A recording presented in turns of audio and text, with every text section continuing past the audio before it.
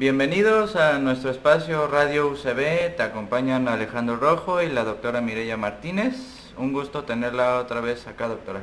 Muchísimas gracias, Alejandro, por la invitación y bueno, pues un honor aquí estar con el equipo USB.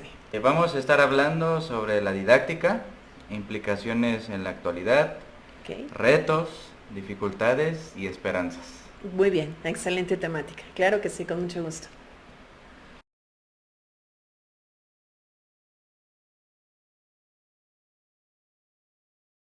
Siendo docente de nivel básico y universitario, ¿cómo podrías tú diagnosticar más o menos esos niveles educativos? En relación con la didáctica, bueno, pues el diagnóstico definitivamente cambia, debido a que en los niveles la didáctica también, a reservas de su clasificación, hablamos de una didáctica general y una didáctica diferenciada, ¿sí? Y cuando tocamos didácticas diferenciadas, pues estamos tocando precisamente parte de los contextos, parte de lo que son los niveles educativos y las diferencias netamente personales de cada estudiante. Entonces, te puedo comentar así en forma general que en los dos niveles es importante la didáctica, el desarrollo de ella, la gestión de la misma, entre otras etapas más, pero en el nivel básico queda hasta cierto punto más detallada que a nivel superior. ¿Por qué esto? Bueno, porque generalmente los que somos docentes de nivel superior nos enfocamos más a la parte cognitiva y dejamos de lado otros elementos que pueden detonar siendo importantes para un mejor desarrollo en el proceso de enseñanza y aprendizaje de los estudiantes. No así con la básica. En la básica la misma situación e intención de tratar ya sea con niños, con niñas, con adolescentes, bueno, pues prácticamente te arroja a conocer diferentes elementos más allá de la parte cognitiva. Ejemplo de ello es una educación socioemocional, ¿no? Por ejemplo, también el desarrollo de las habilidades, las destrezas. Y hoy que estamos en un enfoque netamente de competencias, bueno, pues el nivel básico en sus planes y programas de estudio intenta en ese sentido integrar propiamente estos tres elementos, lo que a ti docente te invita también a tomarlos en consideración desde lo que es tu planeación y tu diagnóstico. Se me ocurrió una pregunta. Sí.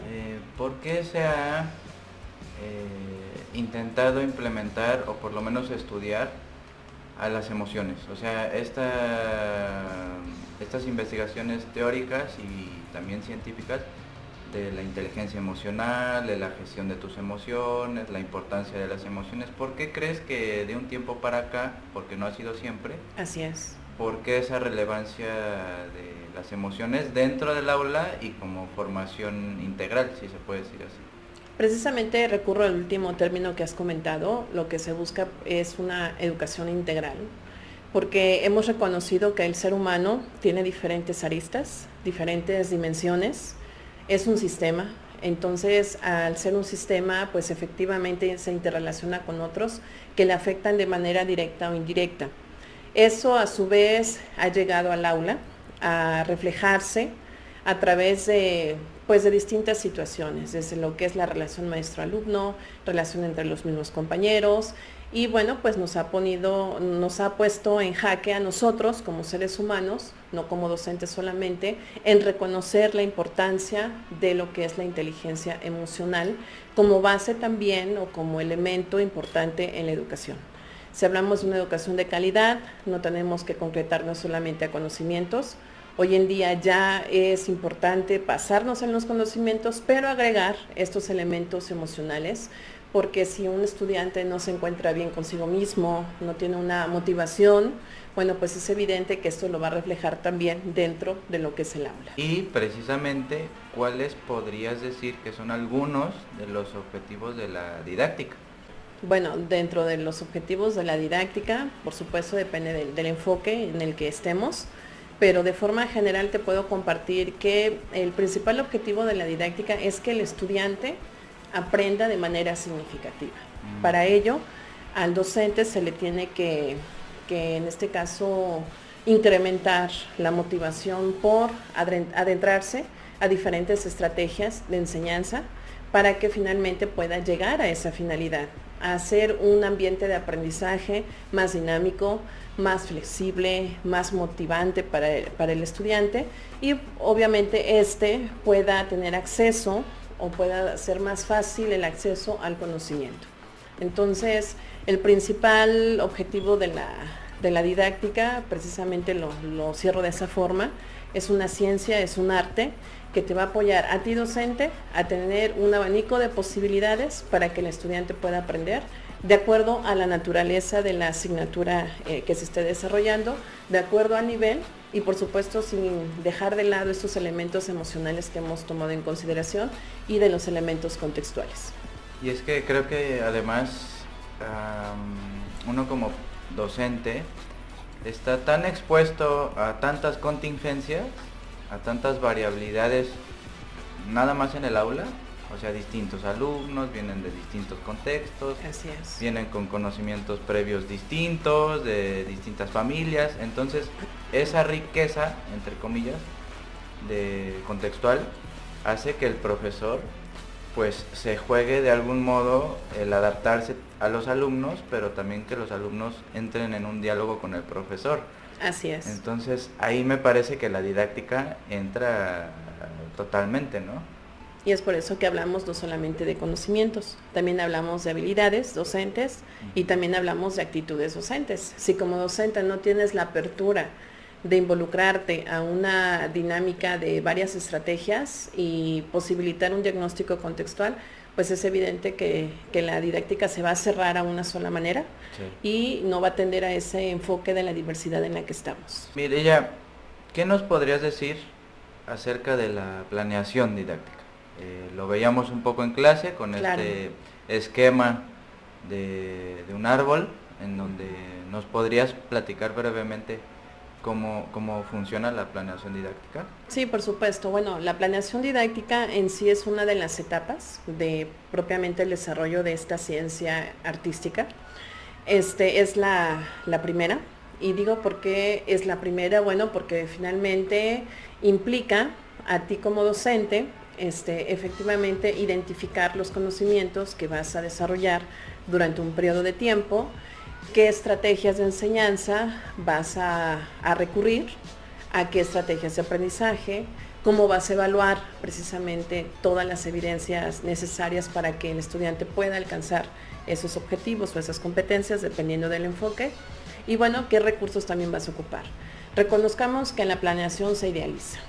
En la planeación finalmente idealizas una situación que a reservas de ejecutarla, que viene siendo una segunda etapa, que es cuando ya entras en esa interpelación con la realidad, bueno, pues te vas a dar cuenta que planearlo y vivirlo no va a ser lo mismo. Pero la planeación siempre va a ser un referente importantísimo, precisamente tanto para ti como una guía, pero más que nada para el estudiante, porque la planeación va a reflejar la intención que tienes como docente para que el estudiante pueda acceder a ese conocimiento. De la misma forma puedo comentar que la planeación didáctica es muy importante, insisto, si te céntrate en el estudiante porque planeas para él. Y eso va a cambiar un poco la perspectiva a veces tan conservadora que tenemos de la planeación solamente como un requisito administrativo. Sí. Pongamos a la planeación didáctica como digamos, como una base en ese sentido pedagógica más que administrativa. La administrativa, bueno, si bien es importante, la podemos pasar en otro lugar o a otro momento, pero pedagógicamente si partes planeando con esa idea, bueno, pues es evidente que la planeación tiene que estar también muy detallada en todo lo que vas a suscitar en el desarrollo del proceso de enseñanza y aprendizaje, entre más concreto sea mucho mejor. Sabemos que va a cambiar, por supuesto, en esa interpelación con la realidad, pero si tú realizas una planeación considerando la situación contextual y la situación que te arroja el diagnóstico, pues no dudo que la planeación va a tener ciertas áreas de fortaleza, pero no tantas si tú planeas desde una perspectiva administrativa solamente. De la misma forma, la planeación tiene elementos, como los he listado, todos son importantes, no porque los recursos se pongan al final, por ejemplo, o el tiempo se ponga al final de esa tablita que comúnmente conocemos, bueno, pueda ser menos importante. Todos son importantes, todos son una articulación y precisamente se tienen que interrelacionar unos con otros en una lógica congruente para que finalmente pues esto pueda implicar el alcance de esa competencia, de ese aprendizaje o de ese conocimiento. Entonces la planeación es sumamente importante. No podemos estar improvisando en algo tan serio como lo es la educación en sí misma. Y precisamente porque la educación tiene una naturaleza netamente humana, entonces la planeación también se debe de considerar desde esa perspectiva humana. Estás planeando para otros sujetos que como tú piensan, como tú sienten y por supuesto están dispuestos a vivenciar experiencias significativas. También existe, supongo, la sobreplaneación, es decir, detallar tanto la planeación que se vuelve prácticamente inoperable, porque precisamente este ajuste contextual que se da más o menos en el transcurso del semestre, del bimestre o del tiempo que se necesite, hace que se vuelva también hermética el formato, la planeación, las clases, etcétera. Entonces también sucede en esos casos, ¿no? Que se sobreanaliza la planeación educativa y pues ya termina siendo lo mismo que no planear. Así es. Se va a los extremos, ¿no? Sí, y efectivamente para evitar ese extremo es importante siempre recurrir a tu diagnóstico. Tú no puedes planear algo o sobre algo que no conoces, ¿sí? De entrada. Efectivamente he comentado que se tiene que concretar la planeación en todos sus elementos, pero sin caer en una absoluta idealización que incluso en la ejecución no puedas ni tú mismo o tú misma, dependiendo del género del docente, llevar a la práctica. O sea, el diagnóstico siempre te va a arrojar elementos reales del contexto en el que vas a suscitar tu proceso de enseñanza y a partir de ello, entonces sí, efectivamente planear. Claro, me refiero a la concreción porque eso te va a permitir detallar con más precisión lo que vas a hacer, cómo lo vas a hacer, cuándo, con qué y para qué. Teniendo eso claro, pues es evidente que tú no vas a llegar al aula a improvisar. Claro, hay a veces planeaciones que se llaman secuencias didácticas, que tienen una modalidad más de este detalle, porque implica un desarrollo y un cierre, pero por supuesto yo siempre he dicho, claro, y depende mucho también del estilo del docente. Una cosa es la concreción y otra la exageración en relación a lo que es la información que vas a plasmar. Claro, tiene que ser inteligible para ti como docente y también para el estudiante. Entonces, hay que buscar el equilibrio. Yo sé que no es nada sencillo buscar esta parte, pero mientras tengas más experiencia y regreses después, en un tercer momento, a evaluar lo que hiciste en el aula a través de la planeación, eso te va a permitir en algunas ocasiones, pues, omitir algunos detalles o incluso agregar algunos pendientes que tal vez por la misma situación no se tomaron en cuenta. Mencionabas un poco el estilo del docente que va acompañado del enfoque o los distintos enfoques en los que él prefiera ejercitar su profesión. Claro. En tu caso, ¿eres una persona que profesionalmente utiliza la mayor cantidad de enfoques o si te inclinas por algunos o por uno o combinas o adaptas el enfoque a determinadas situaciones? ¿Cómo es que haces tu práctica educativa? Bueno, mi práctica educativa definitivamente es multidisciplinaria y pues con muchísimos matices. ¿Por qué? Depende de entrada del diagnóstico, como hemos comentado, de ahí parto. También depende muchísimo de tu personalidad, de todas las vivencias anteriores que has pues venido experimentando durante tus prácticas docentes. Y bueno, considero que en ese sentido yo combino diferentes enfoques. Hoy sí estamos atendiendo en un enfoque a la diversidad y estamos respetando las diferencias. Sería contradictorio cerrarte a uno solo, ¿sí? O sea, desde mi punto de vista. Yo considero que igual se pueden combinar. De hecho, hay muchas estrategias con diferentes enfoques que pueden incluso apoyar a algún grupo de alumnos en relación a otras que posiblemente por la naturaleza de los estudiantes, su personalidad, etcétera, puede apoyar más a estos. Entonces, yo la verdad combino, no me centro exclusivamente en un solo enfoque, Yo respeto mucho, por supuesto, los estilos de cada uno de los colegas. Sin embargo, en mi trayectoria laboral y académica, he aprendido a reconocer la diferencia y he aprendido también a reconocer que no hay que casarse solamente con un enfoque, sino que hay que recurrir a todos, porque tal vez todos tengan elementos muy valiosos que puedas rescatar y que puedas adaptar a la situación que estás vivenciando. No hay que cerrarse. Yo creo que hoy en día la misma situación social, educativa, económica, política nos invita a tener más apertura a las situaciones para poderse incluso no solo adaptar, déjame comentarte que hasta tal vez transformar, ¿no? Porque si ya los estudiantes han venido con un solo enfoque, tú puedes ser la diferencia al tratar de combinar y posibilitar otras estrategias de aprendizaje. Y bueno, vamos a entrar en terrenos escabrosos, Mireya. Ok, muy bien. El que parece ser que este problema que te voy a mencionar es lo que está realmente afectando a la educación, por lo menos en México, no sea a nivel planetario, ¿no? Porque pues no soy experto en política pública. Sí, claro.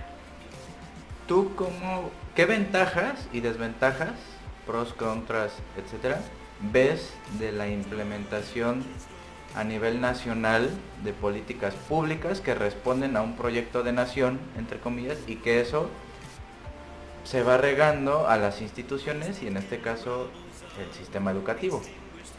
¿Tú cómo ves esa tensión permanente de la política pública?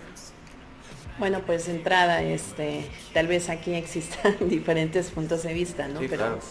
Pero bueno, respetando la situación y el análisis que he venido detonando a través de toda esta trayectoria académica y laboral, puedo comentar que la política educativa definitivamente tiene una tarea muy compleja, no es fácil ser,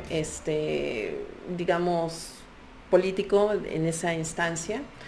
Yo creo que a reservas de los comentarios tal vez muy respetables, quien tiene que elaborar política pública es quien es protagonista de la situación.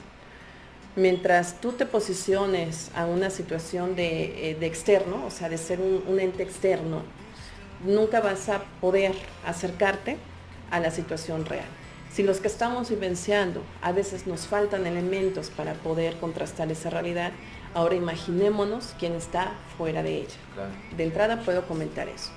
La otra, efectivamente hay un proyecto de nación en la parte educativa, muy interesante. Recordemos que también responde a las necesidades internacionales. De alguna u otra forma está de manera intermitente correspondiendo también a esas exigencias, si se le pueden llamar de esa manera, esas necesidades, etcétera. Pero por otro lado nos hemos olvidado nacionalmente de realizar esa parte que te comentaba a nivel tal vez micro, que es un diagnóstico. Claro, estamos hablando ahorita de un nivel ya macro, sí, en un contexto nacional. Hemos muchas veces tratado de imitar modelos educativos internacionales sin tomar en cuenta las características netamente de los estudiantes mexicanos en todos los niveles. Entonces, en ese sentido, pues aún más cuando tú planeas como docente ya en tu ambiente natural, que es el aula, pues es evidente que tienes entonces dos cosas que responder. La primera, tu contexto particular que estás vivenciando, y la segunda, un proyecto nacional. Pero si ese proyecto nacional es incongruente con la parte realista que tú estás vivenciando, es evidente que muchas veces por eso no logramos ni las metas que nos están exigiendo a nosotros como docentes. Entonces, yo creo que esta incongruencia o esta falta de lógica es lo que ha provocado pues esa crisis educativa que hemos tenido. Y de la misma forma, yo siempre he dicho y siempre le he apostado y he sido testigo de ello, mientras tú docente, claro, sin olvidar esta parte netamente internacional y nacional, estatal, local, etcétera, si tú haces una buena planeación que responde exactamente en forma y tiempo a tus estudiantes, ejecutas lo que estás planeando en esa comparación y evalúas tu práctica docente, yo estoy completamente segura que el rezago educativo va a disminuir en muchas situaciones. No necesitamos reformas, las necesitamos por las exigencias, pero me refiero a que no necesitamos tantas reformas. Basta con hacer un buen diagnóstico netamente nacional, mexicano, así como realmente a veces nos notamos en otros ámbitos. Bueno, aquí también somos mexicanos, necesitamos un diagnóstico personalizado, por decirlo de esa manera, educativamente hablando, y sobre ello entonces desplegar toda la parte de planes y programas de estudio necesarios para el estudiante en todos los niveles. Y también la participación de los docentes, la voz del docente tiene que ser tomada en cuenta, no solamente una muestra de algunos o algunos representantes sindicales o algunos representantes elegidos, no, o sea, realmente a todos, un diagnóstico que llegue a todos los docentes, que claro, yo sé que es una inversión millonaria, tal vez sea una utopía lo que estoy comentando, pero yo creo que más se pierde en otro tipo de estrategias políticas que realmente en hacer un buen diagnóstico. Entonces hay gente mexicana muy capaz para poder evaluar la situación educativa y de la misma forma, si son protagonistas de esa vivencia educativa, pues con mayor razón van a tener políticas más adecuadas, más cercanas a tu realidad como docente y por supuesto a la realidad del estudiante. Porque ese problema estructural mexicano no es de ahorita, sino que viene arrastrando pues décadas. O sea, no es un problema del estudiante actual que tiene acceso a redes sociales y que pues no tiene ni idea de qué está estudiando ni nada, sino que venimos a arrastrar. Es un problema histórico. Por supuesto. Histórico, estructural.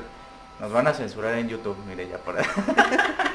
No es cierto, pero es muy cierto lo que dices.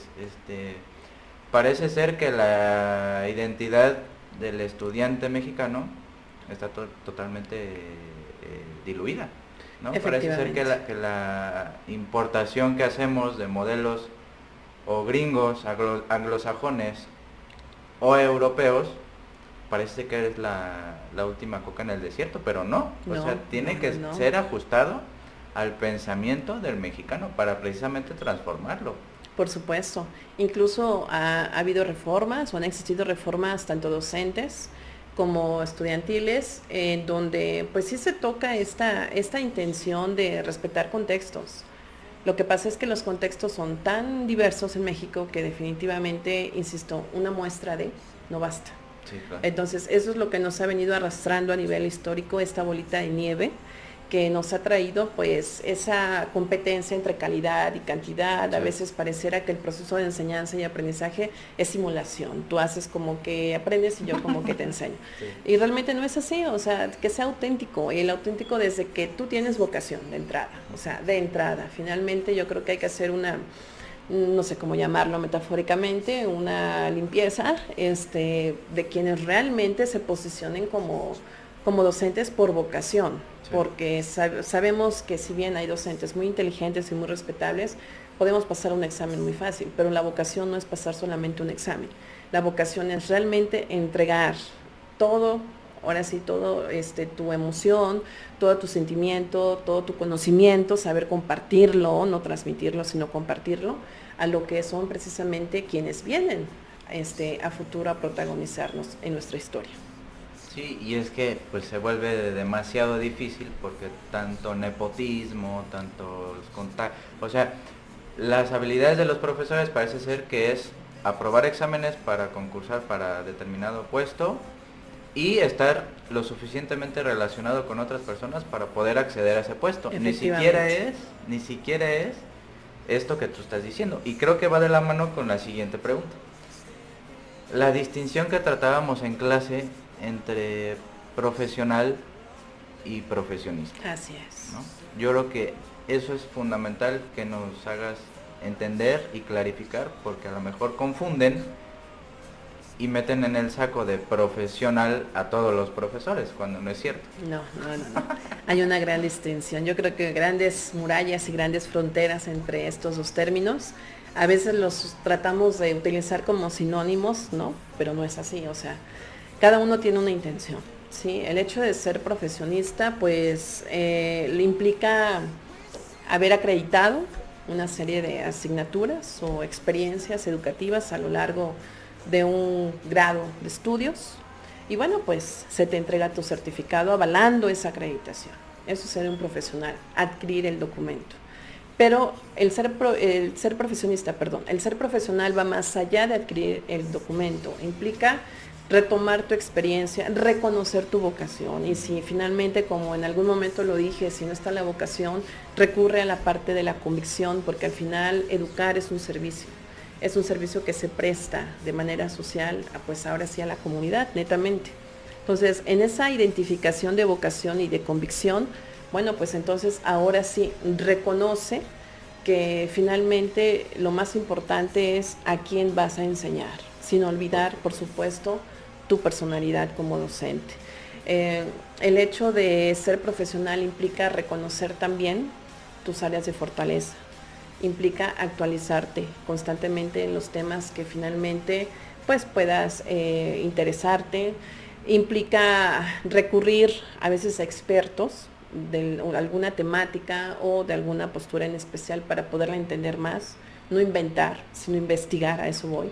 Implica informarse, implica también en ese sentido aprender de los errores, si lo visualizamos de esa forma. Implica entonces que ese error que ya se convierta en aprendizaje, posteriormente lo apliques, lo adaptes y lo transformes. Realmente la parte de ser profesional va más allá de un documento. Y si realmente todos los docentes nos sumáramos a ser profesionales en ahora sí, en esta práctica docente, insisto, las reformas quedarían opacadas por el trabajo del docente y del estudiante. Obviamente esto es una correlación también, es un trabajo colaborativo, no solamente es el docente, no solamente es el estudiante, es un conjunto de figuras educativas que tienen que ver en este proceso. Pero si de entrada no reconocemos el impacto que podamos tener como, digamos, como actores en esta sinergia educativa, bueno, pues definitivamente siempre vamos a estar opacados por situaciones que van más allá de nuestras manos y que nos imposibilitan muchas veces a ser realmente profesionales. Un profesional combina conocimientos, combina actitudes hoy muy importantes y a veces muy olvidadas, combina también habilidades. Y bueno, puedo decir que todo esto que he comentado lo transversaliza precisamente la empatía, lo transversaliza el humanismo y bueno, pues la actitud que tengas como parte de esta sociedad, porque también es interesante e importante, y empezar por nosotros como docentes, reconocernos como tal, valorizar lo que hacemos, porque no es una tarea sencilla. Quien dice que estudiar para maestro es fácil, pues déjenme decirles que no, no es así. Por mucho que a veces se intente pensar que sí, ¿no? Bueno, entonces estaríamos hablando de que no estás reconociendo tu vocación, estás simulando ese proceso, entonces no tienes nada que hacer aquí, si piensas de esa manera. Desde ahí tenemos que empezar a formar profesionales quienes estamos en educación superior, abogar por esa parte de actitud profesional, ¿sí? De ese acompañamiento social y de esa importancia de tu vocación o de tu convicción como docente, porque somos figuras muy importantes, muy, muy importantes, que podemos hasta transformar la misma sociedad si es que nosotros lo planteamos. Entonces, aquí pues sí, hay que tener mucho respeto al docente. Insisto, el ser profesionista nada más tengo mi documento, pero incluso para adquirir ese documento, antes en tu formación académica que has tenido, tienes que visualizarte de manera metacognitiva o consciente el hecho de cómo vas llevando a cabo tu propio proceso de enseñanza y tu propio proceso de aprendizaje. Porque si vas gestionando estos procesos a nivel individual y profesional, con una actitud cerrada, con una actitud poco empática, con una falta de reconocimiento a tu propia profesión, bueno, pues ya de entrada sabemos que eso no nos hace falta aquí en el magisterio. Nosotros necesitamos docentes profesionales más que profesionistas. Profesionistas yo creo que ya habemos muchos, profesionales habemos pocos. Ejemplo de esto que estás mencionando, creo que va muy de la mano con la siguiente pregunta, pero quisiera dar un ejemplo de lo que me pasó este semestre con mis alumnos, sí. Bueno, mis alumnas. Este semestre, dado que ya van un poquito más avanzadas, creo que en séptimo, por ahí, semestres finales, decidí como apretar un poquito el acelerador en cuanto a exigencia, en cuanto ya a rigurosidad de pensamiento, en ya no participar por participar, sino que ya participen con argumentos, debatiendo, etc. Y sintieron el cambio, ¿no? O sea, antes yo era como muy facilitador, es que esa palabra es peligrosa, ¿no? Claro. Facilitas tanto la información que ya no piensa el alumno. Así es. Y este semestre decidí que realmente construyeran su propio conocimiento los alumnos.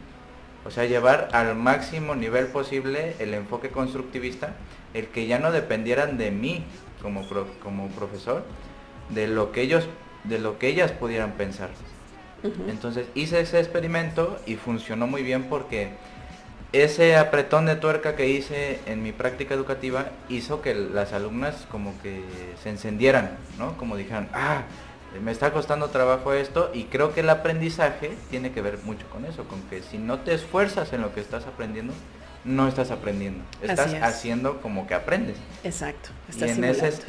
Y en ese sentido, el alumno y el estudiante es otra dicotomía totalmente sobreentendida. Claro. Se piensa que es lo mismo. Y no es lo mismo. ¿Podrías darnos algunas pistas de cuáles son las diferencias? Sí, por supuesto. Pues de entrada, te felicito, porque realmente hay que apretar esas tuercas para poder lograr un grado más de aprendizaje, o de colocar habilidades superiores en el pensamiento de los estudiantes a través del constructivismo.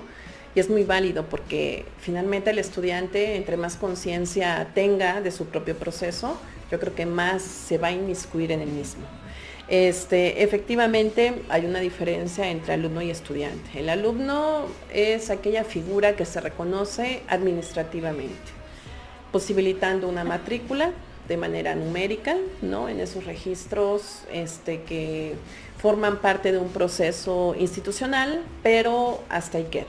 ¿Sí? Se reconoce con su matrícula, su nombre, qué semestre es el que está finalmente conllevando, a qué institución pertenece, datos personales, etcétera.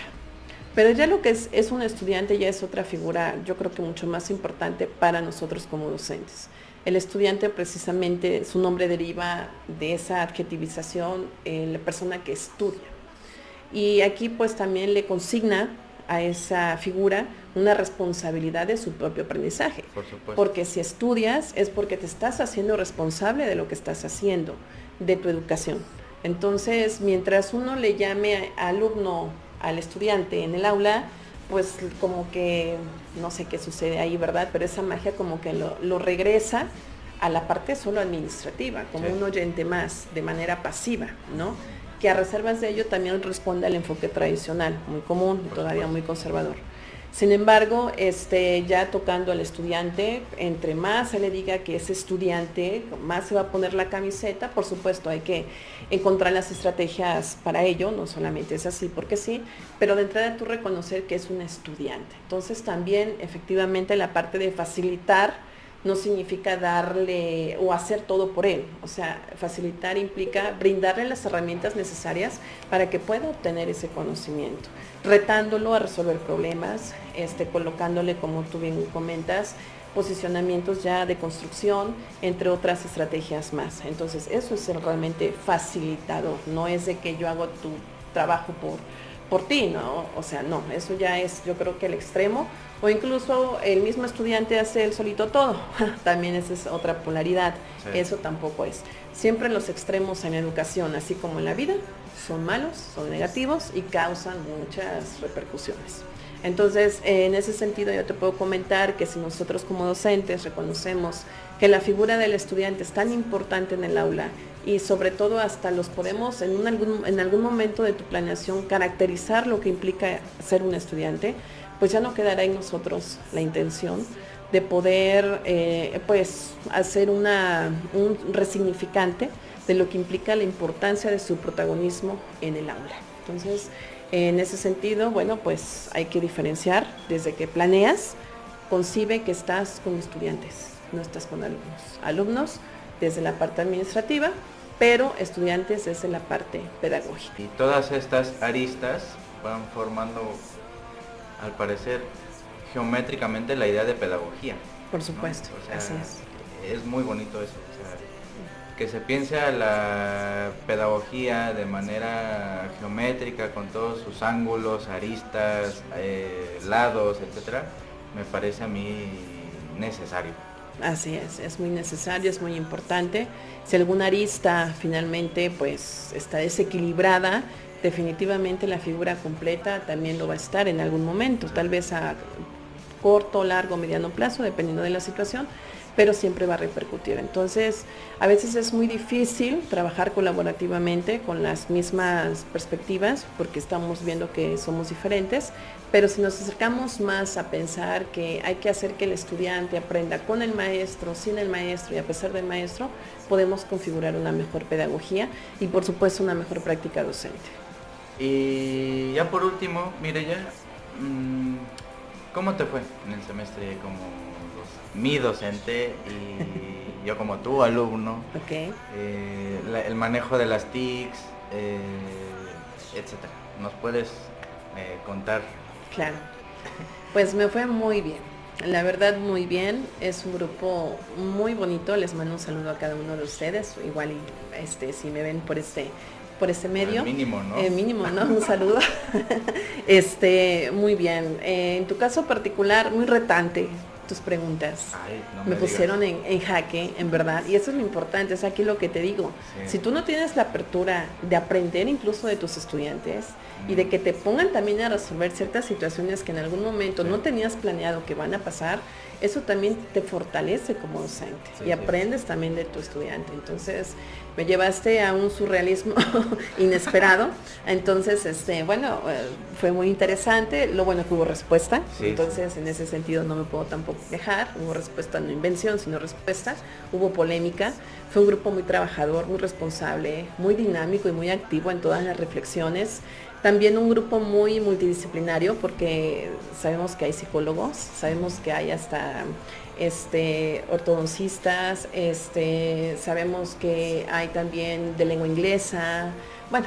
Marx, ingeniero agrónomo, que por ya ejemplo, estuvo aquí. Así es, entonces, bueno, tenemos de eso precisamente es lo que hablamos, de esa diversidad, ¿no? Que al final atiendes a cada uno a partir del perfil, pero por supuesto tú vas construyendo desde esa primera clase o desde esa primera sesión tu diagnóstico, tal vez no tan sistematizado. O sea, el diagnóstico no me estoy refiriendo a un papel que vas a nada más a colocar y dime cómo percibes tal situación. No, o sea, el diagnóstico es comprender la realidad definitivamente en la que estás trabajando, en la que estás interpelando con otros sujetos. Eso es, además de diagnóstico, es empatía. Entonces, para mí me gustó mucho el grupo. Espero volver a coincidir en otra oportunidad con ustedes. Y la verdad, sí, yo me llevé una buena imagen. Por cierto, todos aprobaron con excelentes calificaciones. Y pues todos tenían sus habilidades, sus conocimientos, sus actitudes. Unos tenían apagado la cámara, por supuesto, otros le aprendían todo el tiempo. Y eso es muy bueno, de aprender de todo. Entonces, evidentemente, la situación, si fuera básica, pues ahí tendríamos que ir dirigiendo todavía con más concreción la conducta, pero pues aquí ya somos adultos, ya sabemos que venimos porque nos está costando, porque queremos aprender y la dinámica es totalmente diferente. Yo siempre he dicho y lo vuelvo a insistir, para mí la básica es mi amor, pero la parte superior es mi pasión. Entonces, la verdad, un gustazo estar con ustedes y pues también agradecerles porque el ambiente que se fluctuó entre nosotros fue muy empático. Yo creo que tú generaste también esas condiciones de aprendizaje, ¿no? O sea, buscar, tratar de innovar a pesar de las clases virtuales, mantener nuestra atención, lidiar con los problemas técnicos de propios y extraños. Así ¿no? es. Algo que me parece muy interesante y creo que la pedagogía tendrá que incorporar es dar la clase a un nombre en el cuadrito de Zoom. O sea, no sabes sus gestos, no sabes si está sonriendo, si le está agradando, si le está desagradando. Entonces eso, simbólicamente, al momento de aprender y de dar una clase, me parece súper interesantísimo. Por supuesto. Es como una relación a ciegas. Sí, es como el amor. Nos hagamos unos más que otros, pero bueno, eso es parte de... Sí, efectivamente, es una relación a ciegas, pero con el compromiso que tú como docente ya sabes a lo que vas, ¿no? Tal vez el otro no sepa tanto, pero tú lo tienes que jalar. Esa es la tarea del docente, motivarlos. Y bueno, la verdad, el hecho de por ejemplo, de un cuadrito de Sí. Zoom, pues también es muy retante para ti. Es aquí lo que te digo, si tú nada más te enfrascas a una educación tradicionalista, pues es evidente que no vas a pasar a la parte del enfoque tecnológico, ¿no? Por Y supuesto. mucho menos al crítico y mucho menos al constructivista. Entonces, eso va por etapas y esta situación hoy en día en la contingencia de nosotros docentes, pues nos ha permitido aprender también muchísimo.